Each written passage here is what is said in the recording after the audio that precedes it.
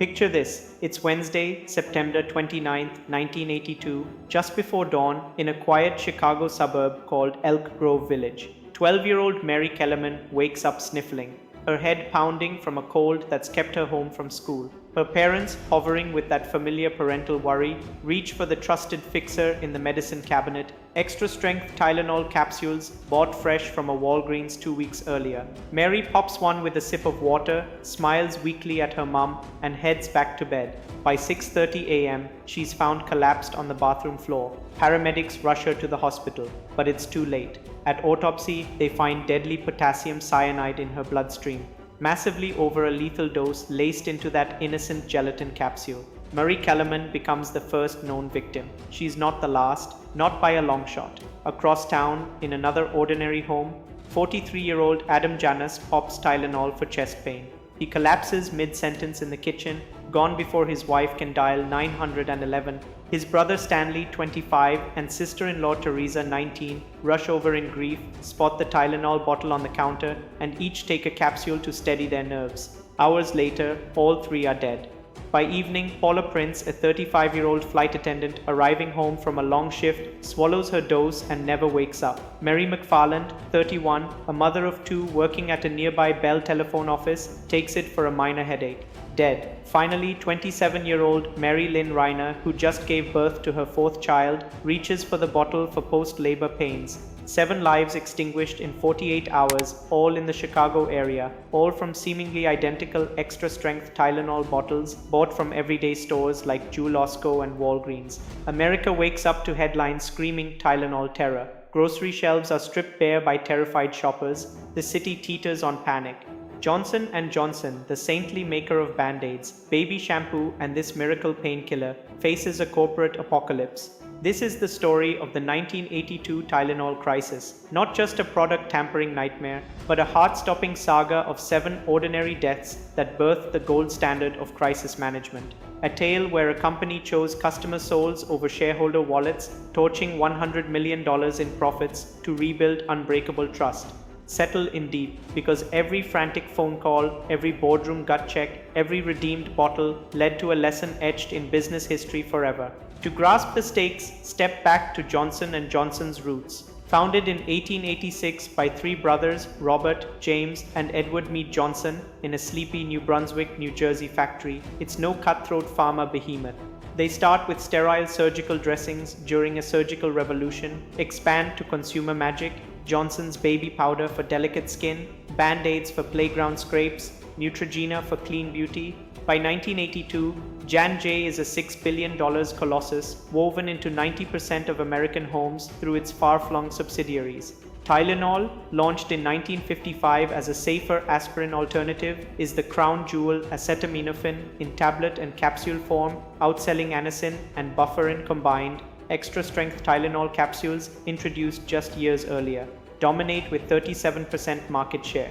Capsules fly because they're easier to swallow, faster dissolving. Untouchable trust, Wall Street darling. Then cyanide strikes. September 29th unfolds in slow-motion horror. Mary's death baffles coroners. Cyanide and Tylenol. Adam Janus slumps at 2 p.m. By 5 p.m., his siblings join him.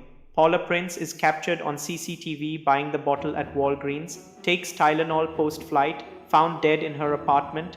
Mary Reiner and Mary McFarland perish quietly. Evening news flashes first reports, poison painkillers kill 6, police cruise the streets with bullhorns, warning residents. Copycat tamperings pop up, Excedrin, Sudafed bottles found spiked nationwide. The FDA blasts urgent warnings, stop all Tylenol use immediately. Lines snake around stores, not for purchases but panicked refunds.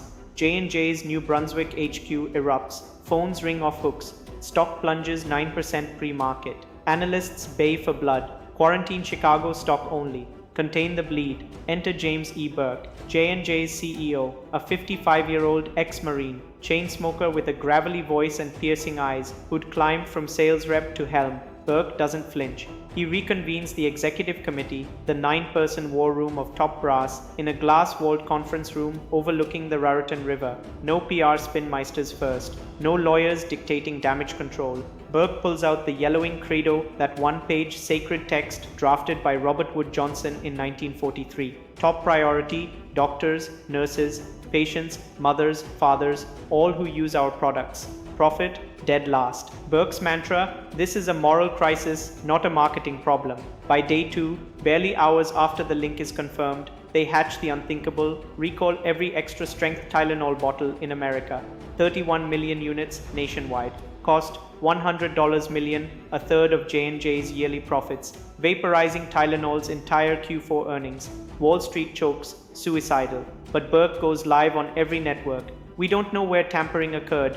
Until we do, no risks. Pull it all, action explodes. Friday, October 1st, Burke's face fills TVs coast to coast. Tylenol is safe from our factories, but tainted in stores. Stop using it. They halt production at the plants in Pennsylvania and Texas. Factories grind silent, 1,000 workers idled.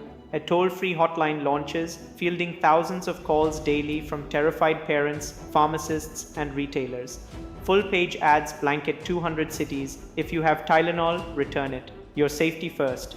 J&D personally calls 175,000 retailers, begs chains like Eckerd and CVS to scour shelves. They ship trucks to collect bottles, offering full refunds, no questions. Burke briefs President Reagan by phone, rewards $100,000 for tamperer tips. FBI swarms Chicago, 100 agents combing store stockrooms, testing 1.5 million pills. By week's end, they've yanked more product than imaginable. Mountains of white bottles piling in warehouses. The villain emerges, sort of. There's October 1st. A chilling letter arrives at J&J's Chicago office, typed on plain paper, to whom it may concern, cyanide has been placed in several extra-strength Tylenol bottles. I am willing to stop the killing. Signed, the poisoner. Extortion demand, $1 million to an offshore account. Postmarked New York.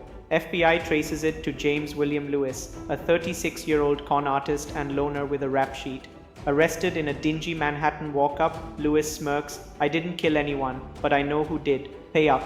Convicted of extortion, not murder, he serves over 12 years, dies in July 2023. The shadow of the real killer remains. To this day, the true tamperer has never been identified. Theories still swirl through the cold Chicago air. Was it a disgruntled employee with a grudge? A random psychopath seeking chaos? They found that cyanide could be bought for pennies from local metal shops, and the tampering was a masterclass in deception. Using glue guns to mimic factory seals, the killer worked in the shadows of store aisles, turning a medicine cabinet staple into a weapon. The trail went cold decades ago, leaving 7 families shattered and a legacy of justice never served. As October bled into November, the company's future looked just as grim. Tylenol's market share cratered to a measly 7%. While competitors like Bayer watched their sales surge. Johnson & Johnson was hemorrhaging, but CEO James Burke refused to let the brand die in a casket. Inside a high-stakes war room, engineers achieved the impossible. They reinvented pharmaceutical packaging overnight.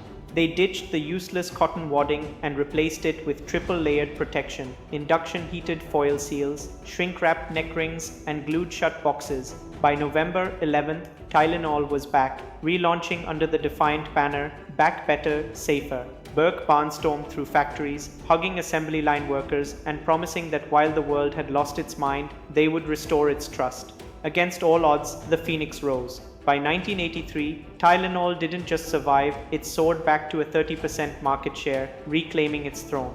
There were no vengeful lawsuits. Instead, the victims' families publicly thanked Burke for choosing hearts over ledgers. This became the crisis handbook taught in every business school on earth. Why did it work?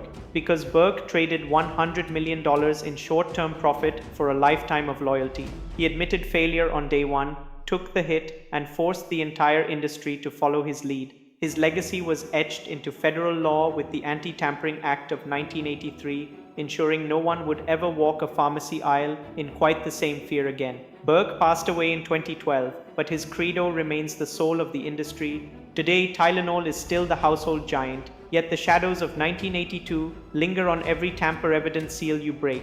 In the hellfire of a crisis, most companies choose to spin. James Burke chose to save.